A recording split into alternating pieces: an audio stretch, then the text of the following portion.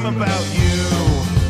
And it was like the gift of the Magi. I sold my watch to buy you a hairbrush, and you sold your hair to buy drugs. I had a dream about you, and a bunch of other things. I had a dream about you, and I don't know what it means, but I hope that it comes true. I had a dream about you. Discogs and your was it Reverb Nation has Uh-huh.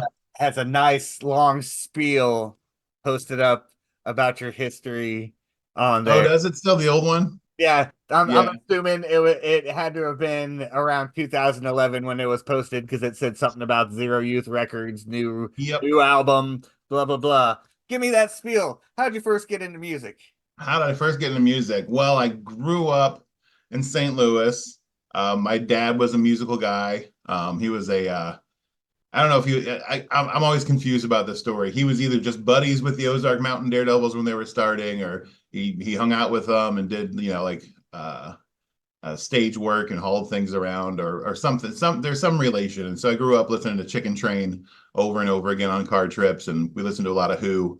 And my brother started playing guitar, and my dad was a bassist, and he couldn't stand just listening to Jimi Hendrix licks with no bass line. So when I was 12, he gave me a bass and he said, "Learn this."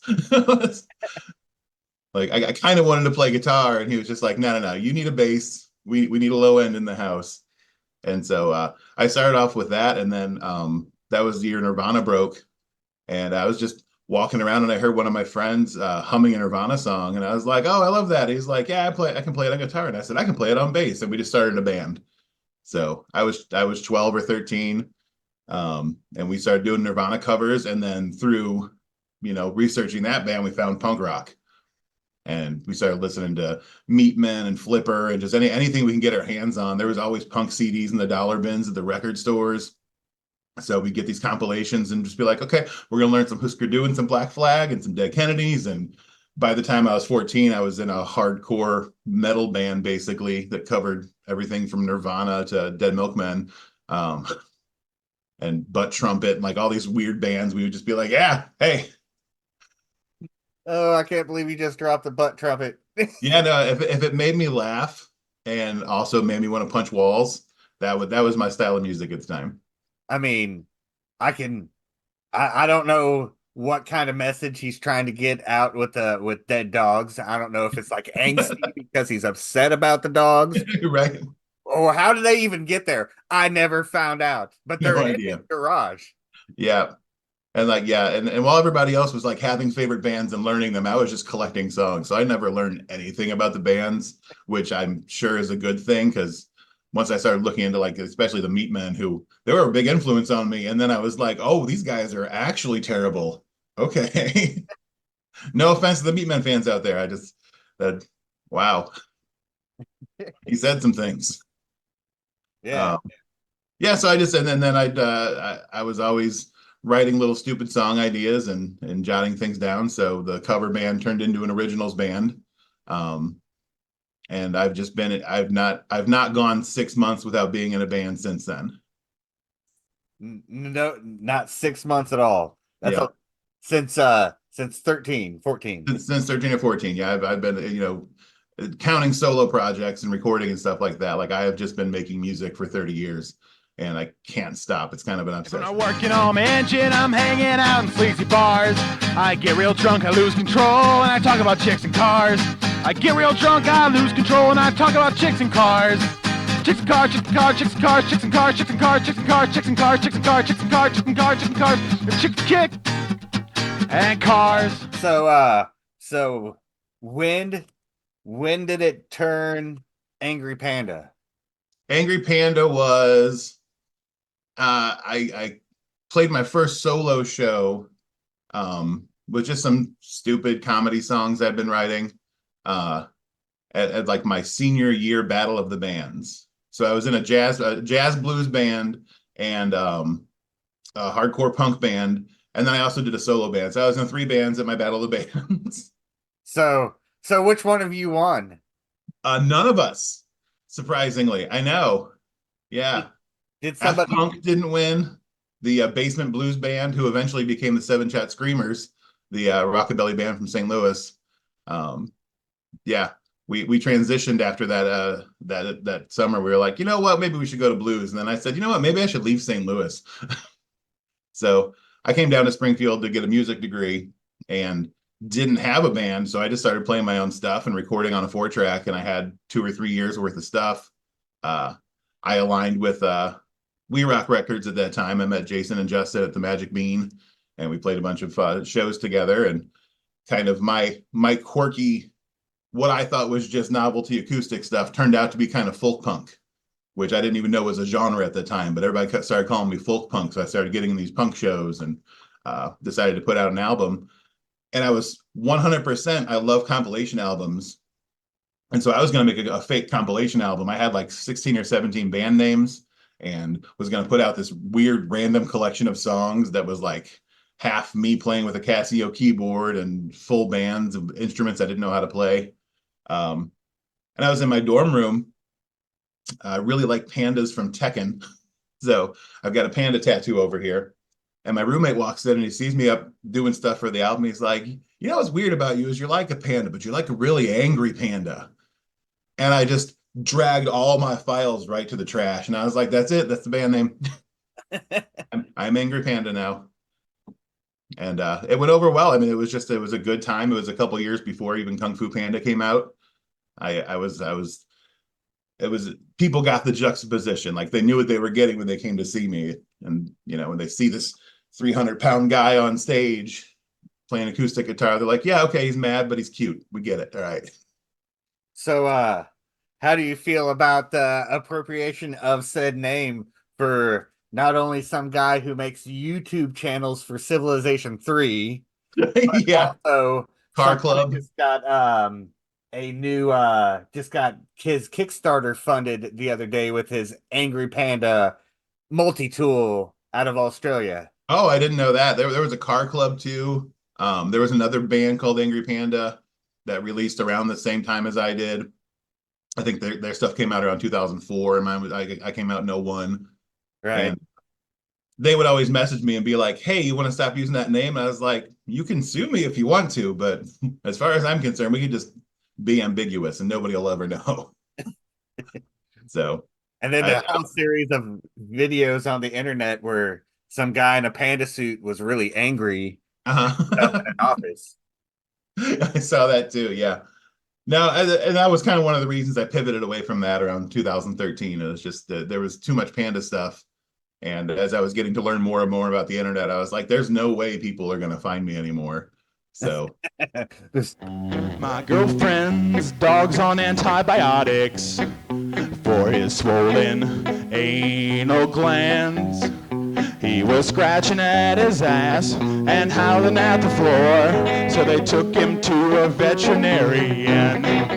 early Angry Panda. It was hard to wrap my head around what was really going on here because it was kind of all over the place. I couldn't find anything documented before Mr. Mino, even though I know Golden Garbage existed around the same time frame. What's yeah. going on there? That was on We Rock. And so they had the files, and I never went and got them. I just wasn't that good at computers at the time. And so they had all that, and I kind of like I assumed that was some sort of proprietary relationship because I didn't know how it all worked. I didn't know I could just go to Jason and say, "Hey, can I have my files?" Because that's what I could have done. So they released those albums for me, and I go through them for it. And it just didn't get on the internet. It's there now. Some of it is, at least like the first album, all the 4-track recordings is on the We Rock Records site. And they've been doing a good job getting things on Bandcamp and stuff too. So you should be able to find something if anybody out there wants to hear me eating a steak sandwich and playing the Pringles can and then commenting on the steak sandwich as a song. That's out there. And that was from my first album, Angry Panda. Yeah, Golden Garbage. I had an EP called Bush is a Dick that I just made because I was going on tour and didn't have anything new. So I recorded 5 songs in my basement, burned 100 of them, had a little party where we made the art, and drove around the Midwest for 2 weeks selling CDs out of my van. And never made more. That was it. That was a single run. They Do those exist somewhere? I have some people tell me they have them, but I don't have any. I have no idea where they are. I tried hunting down. I couldn't even find my copy of Mr. Mino today. It's like, man, Oh I know yeah. I got that somewhere. I know I got it somewhere. It has Yeah, to be somewhere. I just recently saw it. I did manage to find my Overdogs and Brutally Frank. all right, hey, look at that. Yeah, if I can find any of those old ones, I'm sure they're maybe at my mom's house or something. I always left a copy of something in St. Louis. So somebody in my family has been an archivist for me when I've just been throwing music out in the world. Word, Yeah. word.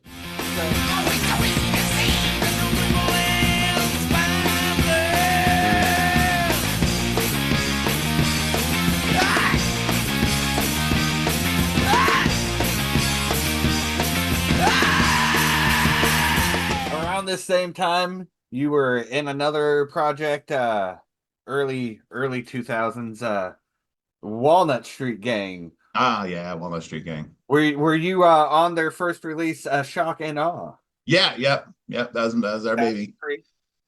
Did you listen to it? Oh yeah, yeah. Yeah, that was one of my favorite bands ever. That was like the grunge band I always wanted to be in. But I, started it with Eric and Jimmy Shookman and Ran Ives Cummings from he's in Transylvania now. He's in the band Transylvania. They're a metal band out of Springfield. He's Oh, not actually in Transylvania. I was confused for a second. I Yeah. was like, that's a transition there. No, he's still rocking too. He's also in the Hook Knives. But yeah, we got together and I just kind of wanted to do a grunge rock band. And Ram lived upstairs while we were practicing and came down and we somehow ended up with him as our singer, which was great because I was really wanting to do a Mudhoney kind of sound. And he's like, I like Iggy Pop. So we threw them all together and had like, I don't know, people liked it a lot. It was fun. Did you find the animated video? Uh There's no, no. there's a claymation video for one of our songs, Bunko Steerer, that's out there. And he and his friend Jeff, who works in Hollywood now, I think he's worked on Game of Thrones and a bunch of other shows. They made a claymation video for it, and it is amazing, especially for a couple of college kids. It's a full 5 minute long animated short. So Word. you can Was that what song was that? Was that off of that or was it that off of Afraid of Everything? that was the song's called Bunko Steerer, and I think it's off of Shock and Awe. Yeah. Word, word. Because Afraid of Everything was pretty good too. That came out. Yeah, that song came to me in a dream. I like that song a lot. Like I woke up and the bass line was already written and the drum intro and everything, and I was just like, well, this song is going to be the easiest thing I've ever written. So I just dove into my angst and like 20 minutes later had the song written. It was destined. Yeah.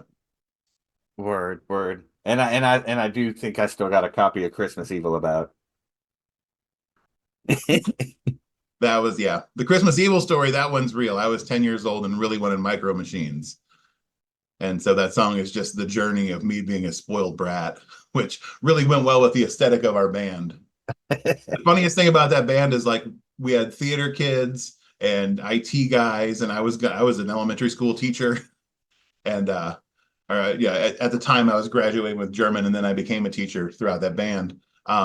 We were just nice guys who kept to ourselves, but because of the music we played and the fact that we were super shy, people assumed we were the biggest assholes in Springfield, like to the point that like we got a write up from a friend of mine now, but my nemesis then, the sound guy from Nathan P. Murphy's, wrote a whole thing about how we were just a bunch of punks who didn't know what we were talking about and just the biggest jerks he'd ever met. And he cut our sound at that show that he was talking about, that he was reviewing. and word got out that like we show up to play a club and they'd be like, hey, you guys better watch yourselves tonight. And we're just like, what did we do? Okay, fine. We're a bunch of petulant little bitches. That's what we do now. That's funny. Yeah. And you think you're better off than me. Well, I'm better off than you.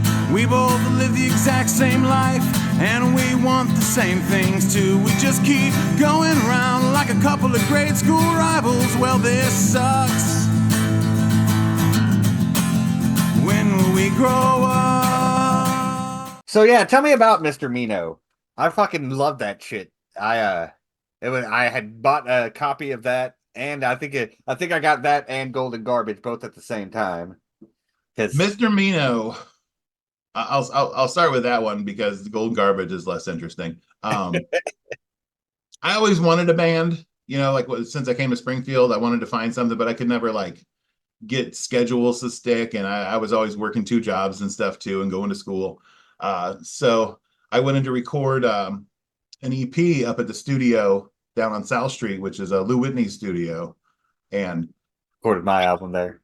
yeah, I went and I go back to St. Louis and I was like, hey, I met this guy named Lou Whitney and he did this thing for me, and everybody was just like, you mean the Lou Whitney from the Wilco out? I was like, I sure, yeah. And I didn't know I was working with like a music recording legend.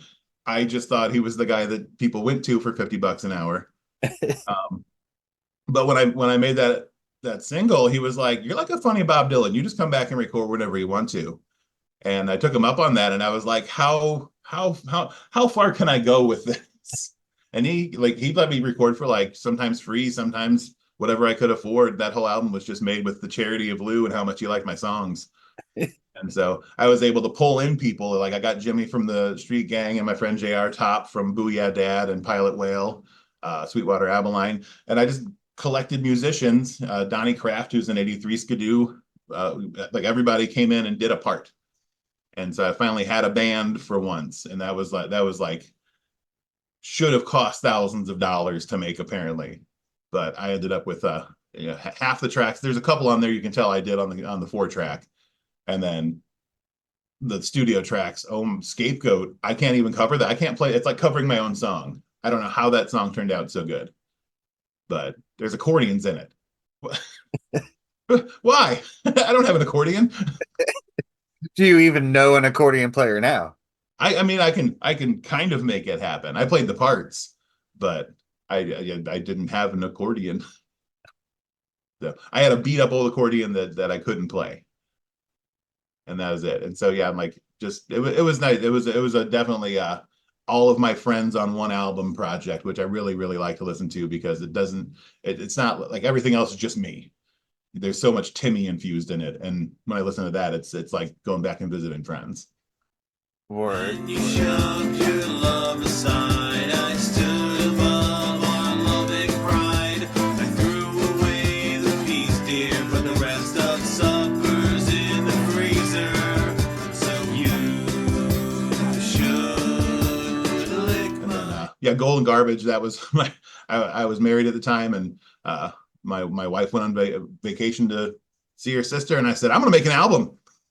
And I just drank coffee and wrote and stayed up for 3 days straight, and at the end of it I was like, there it is, and I spent the next week mixing it. It was fun. It was fun. Yeah, I always wanted a B-sides album, so I just called it B-sides because I knew it wasn't that good. Oh, so they weren't actually B-sides of it? No, everything that was I wrote it within the span of a week or two. So that's what made them pack it up. We're taking off manana. I finally got a way to get everything we need. Pack it up. We're going to Tijuana to get 650 pounds of weed. What about the 5 failures? Because I felt like some of them were winners. I think each of those songs was about somebody who failed at something, and that somebody was me most of the time. That I was trying really hard at that time to find my voice, and I wanted to do kind of a storyteller album. So there's like I think 650 pounds of weeds on there. Yeah, that's pretty much like a Johnny Cash style, rambling across America song. Jesus Kicked My Ass was a dream I actually had. Which later got the name changed to Jesus Dream. Did it? Oh, that's what it says on the SoundCloud, and I think it was to appease the internet. Oh yeah, sometimes I did that. I'm trying to remember if that was one that was forced on me or just the file name. Because I was pretty lazy too.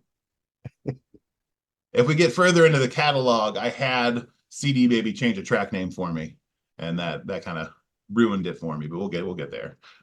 Well, we're gonna get there then. Yeah. But yeah, it had Patchouli, which was one of my fucking favorite tracks. Oh, was that on there? I don't even remember. That was that.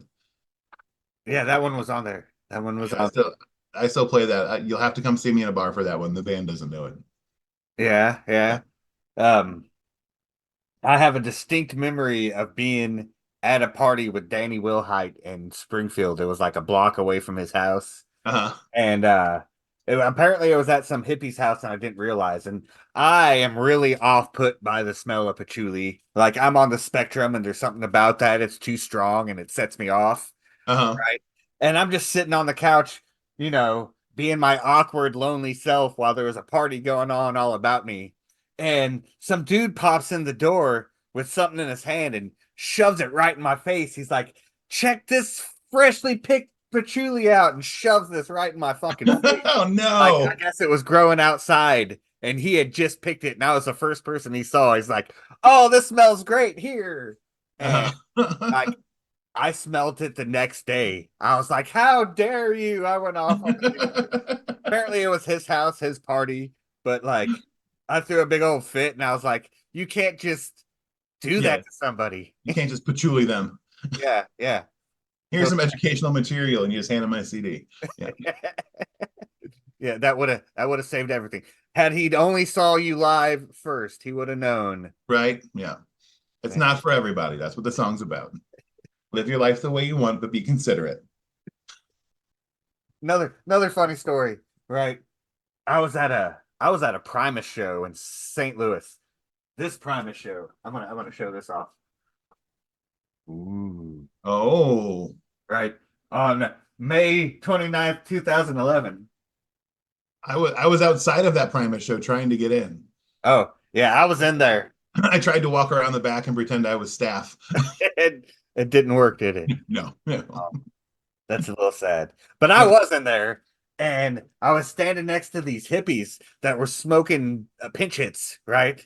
Mhm. They would take one hit and then they'd spray patchouli when they blow it out, Oh, why? right? To cover up the smell of the weed they were smoking. So in between songs, like it got all quiet for just a second and I shouted at the top of my lungs. I said, no one cares if you smoke weed, just stop spraying that fucking patchouli. And the whole audience, including Les Claypool, were like, yeah.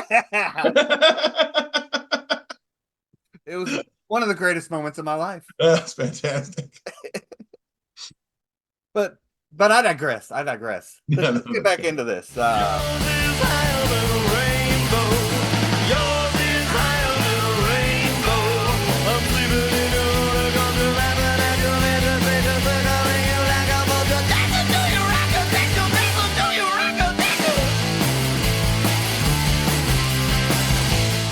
It was Dirty Blondes is Not Sorry. Tell me about the Dirty Blondes. Oh, the Dirty Blondes, that was after the Street Gang broke up, we all kind of missed playing rock music. And so we got back together and I realized one of the problems I had with songwriting for the Walnut Street Gang is I always took it too seriously. Like I really wanted the lyrics to mean something. I was taking poetry classes at the time, and even they were like, "This is kind of convoluted." And I was like, "You don't understand art." So we got together and just decided to do just the dumbest version of rock we could think of. So the Dirty Blondes was like trying to capture that just like raw Stooges Hives energy, and we were all in our mid-20s, so let's just make everything about our libidos. So like every song on that album has something to do with somebody's kinks or perversions or just what they were up to at the time. And yeah, that was our attempt at a balls to the wall, just rock album. I think we did a pretty good job. And that was probably the most mainstream Springfield, Missouri success that I've ever had.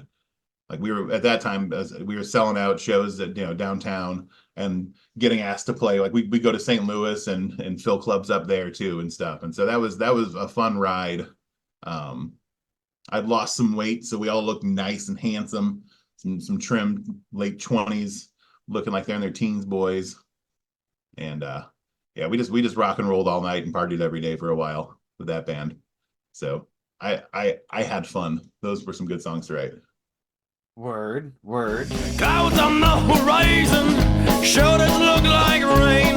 If I don't get to higher ground, I'll drown in my pain. 'Cause she's a damn dribble, she's a damn dribble, she's a damn dribble. Look out below, 'cause it's gonna blow one day. You were in another band that I was having problems finding any information of.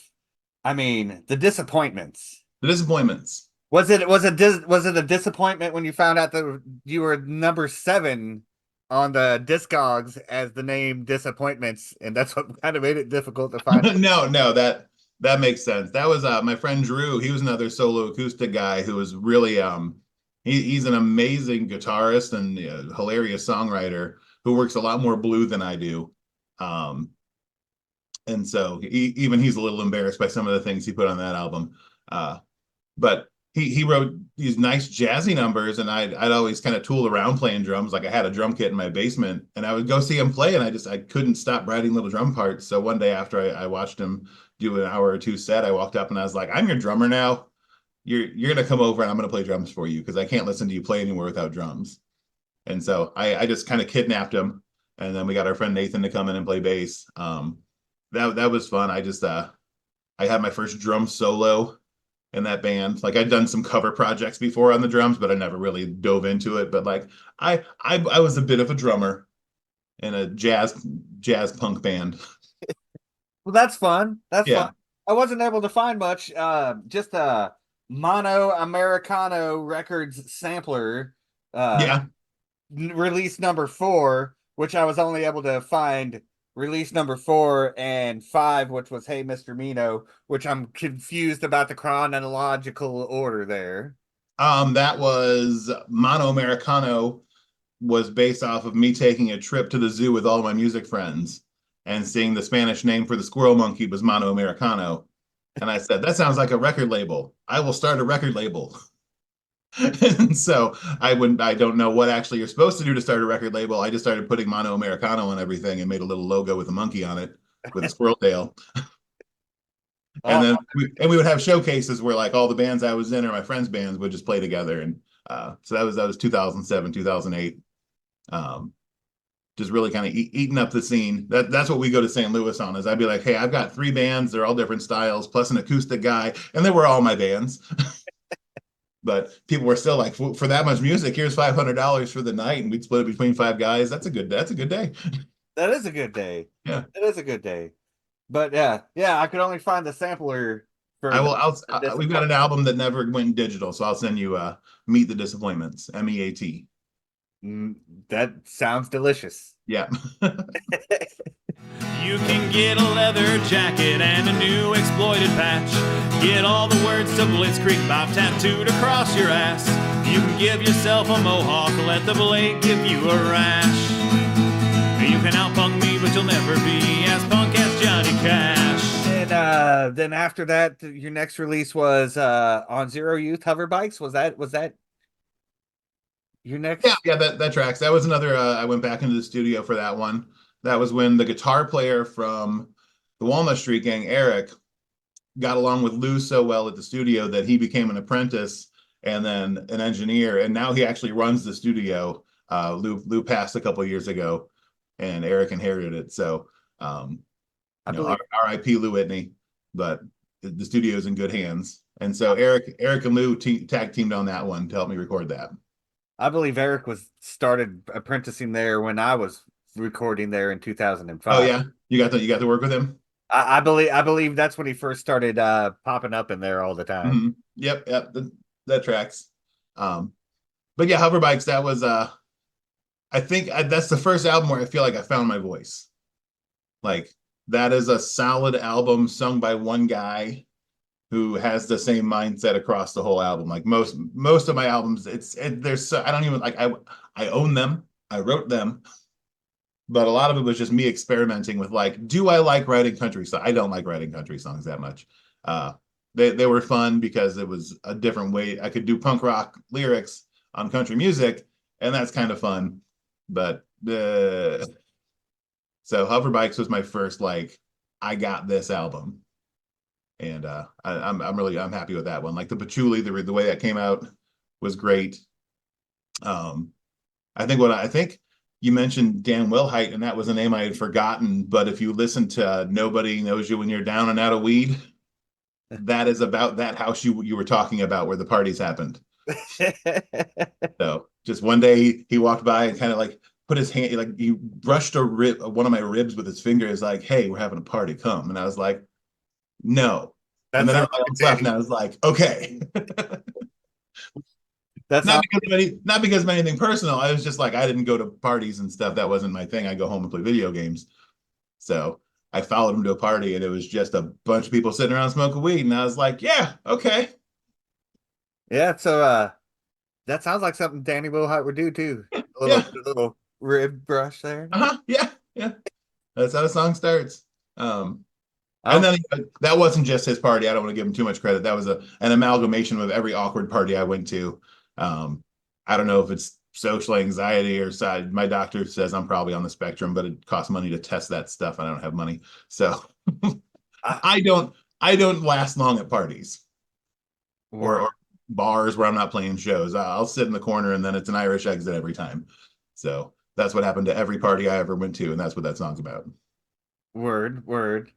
So yeah, Hoverbike, that was on Zero Youth Records. Yeah.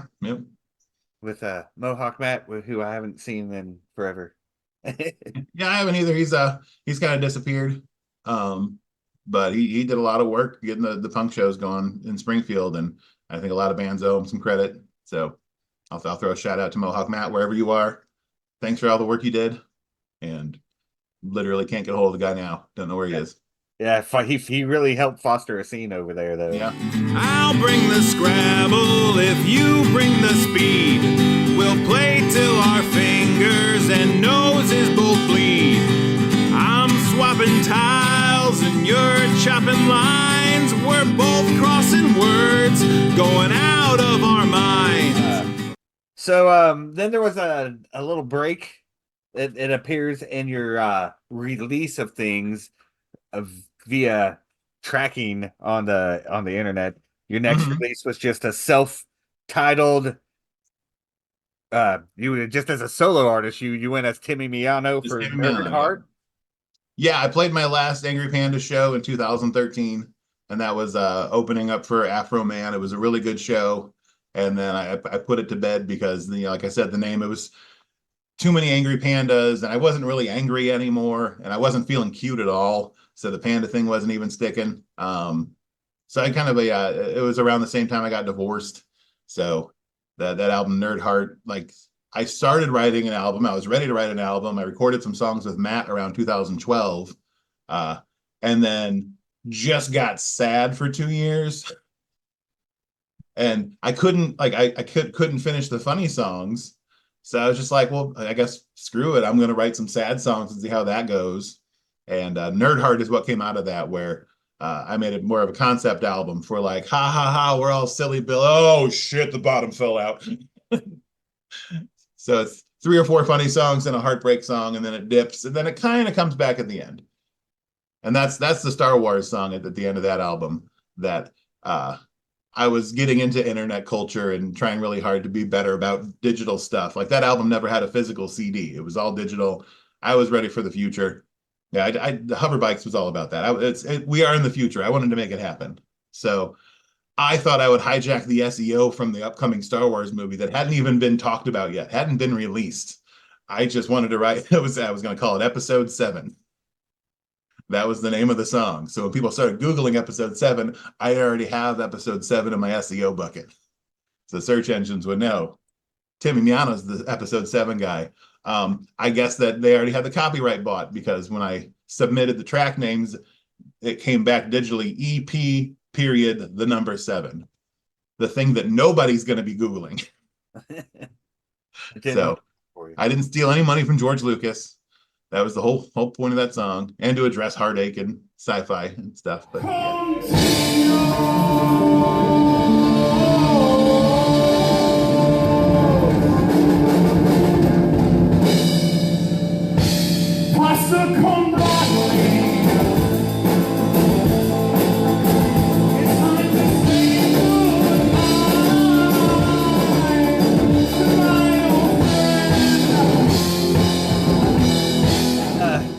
let's move on after that. There was a big break between 2015 and Timmy Miano and his band was playing Yeah. live. Yeah, that was what I guess we put out Nerd Heart in 14, and then just trying to get my life together after that. You know, I was a single dad again, or not single again and a dad this time.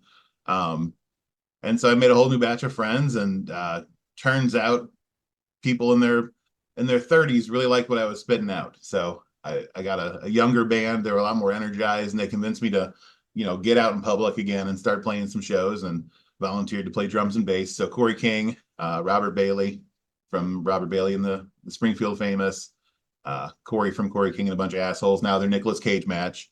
Kind of pulled me out, and we started playing songs together at open mic nights, and then became a band. And then Rob moved out of town.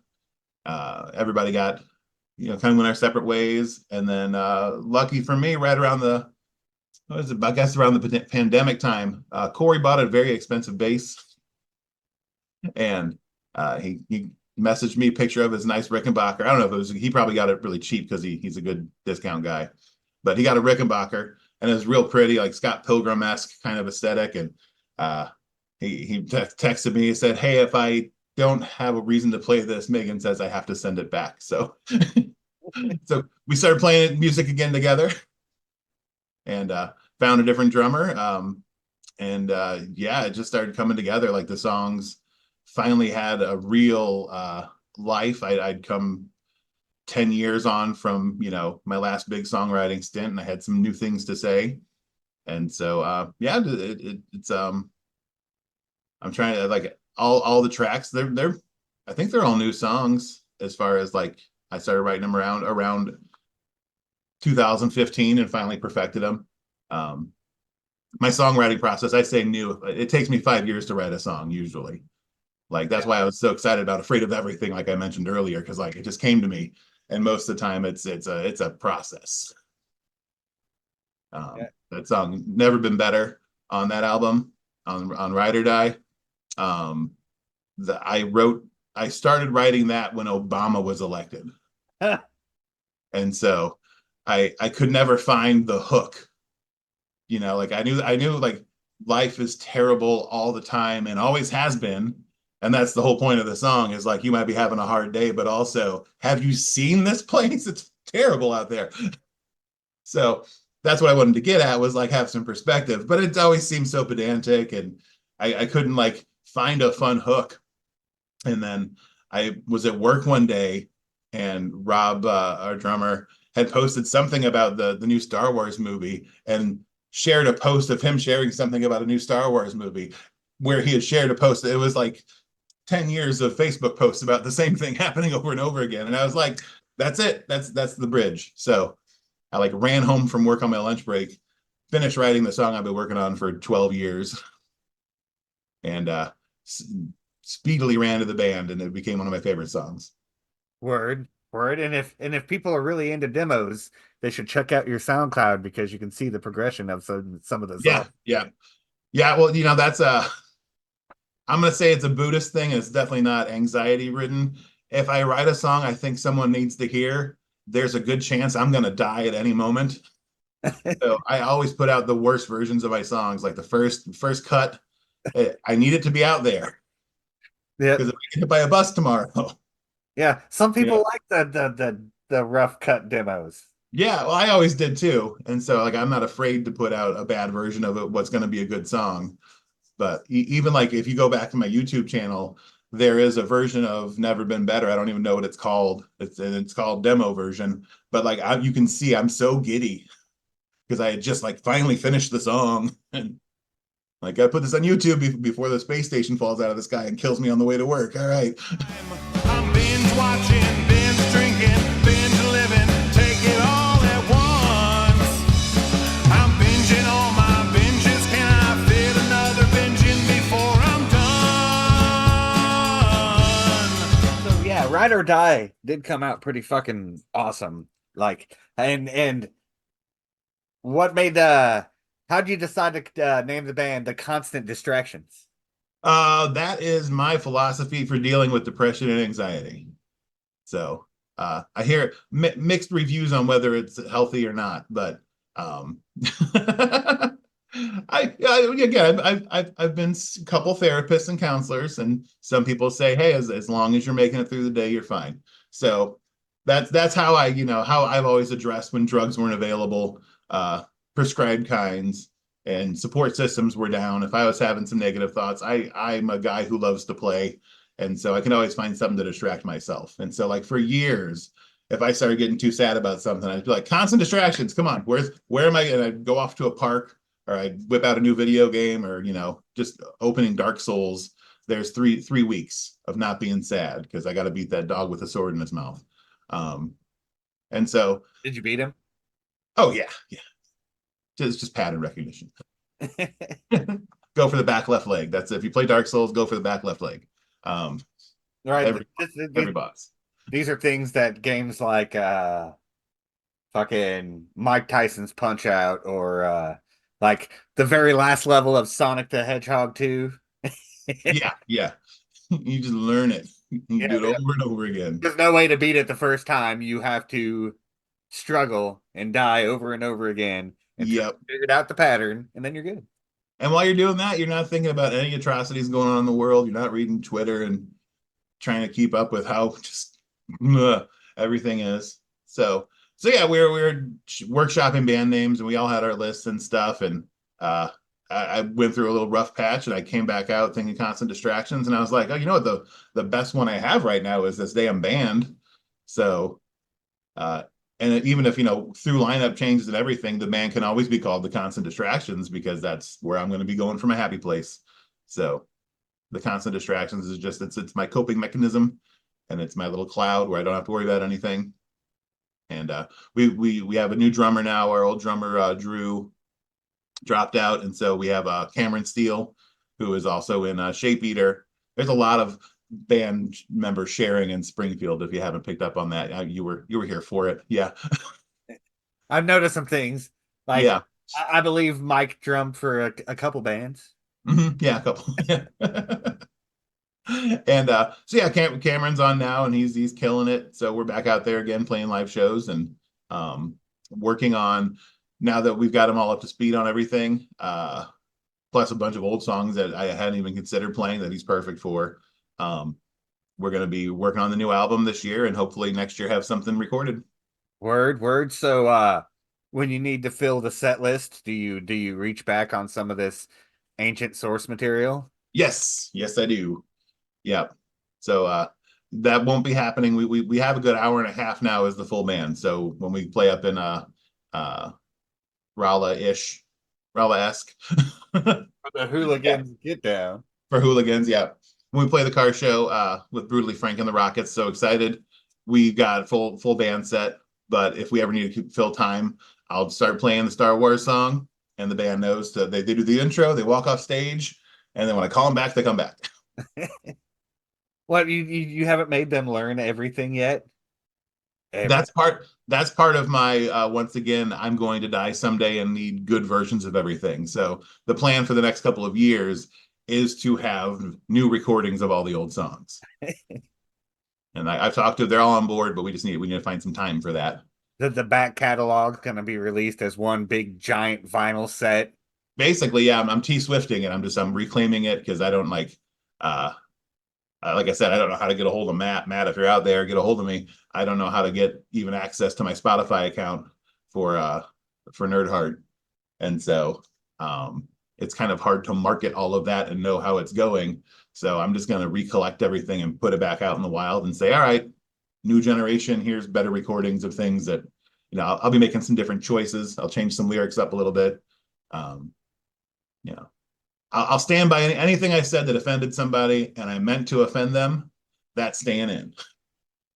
Anything I said to offend somebody and I didn't really believe it at the time, I just said it to be funny, I can leave that kind of stuff out. The frat boy song, I'm so sorry. I know you didn't mean to be born into privilege. You just did what your parents told you to. You were 19. I'll forgive you. I might not, though. I don't have to be mad at frat boys anymore. I'm mad at a couple of frat boys. Yeah. The other ones I met are cool. People ruin the party. Exactly. Yeah. So, but patchouli stays the same. Yes. Yeah. Yes. They just have to know how offensive that is. Yeah, it's just a terrible odor. Yeah, yeah. How are you on cilantro? Are you one of the people that can eat it, or are you one of the few with the gene that can't? Oh no, I can eat the crap out of some cilantro. Yeah. Oh, it tastes But like also, I mean, we also were fed soap when we told bad words growing up. And so like I wouldn't even know if it tastes like soap because I'm desensitized. So oh, it tastes like soap. you're a soap guy? Yeah, I'm one of the soap guys, unfortunately. Oh, Right. I'm So sorry. I just like slide it over in the salsa, you know. Yeah. Eat Yeah, it.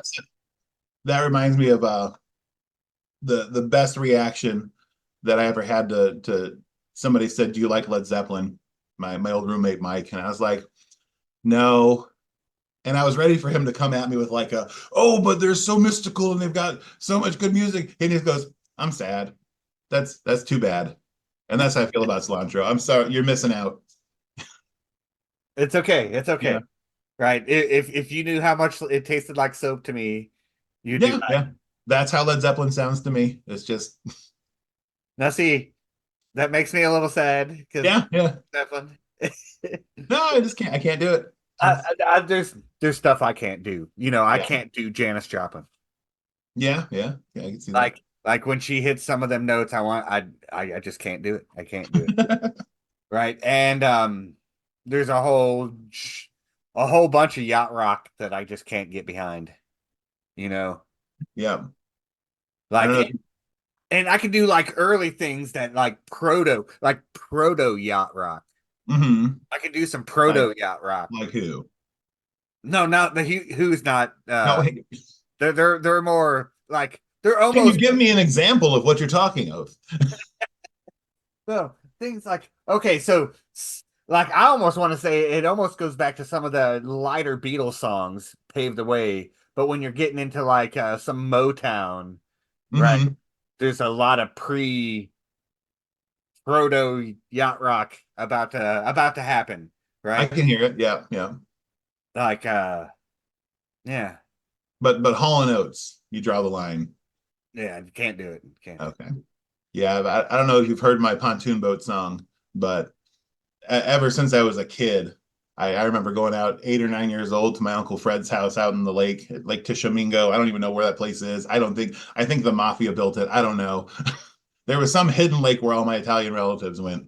Um, and we would go out there and just ride that pontoon boat. And I was like, this is what I want to do when I die. Like I want to go out on a pontoon boat. I'm gonna live on a pontoon boat.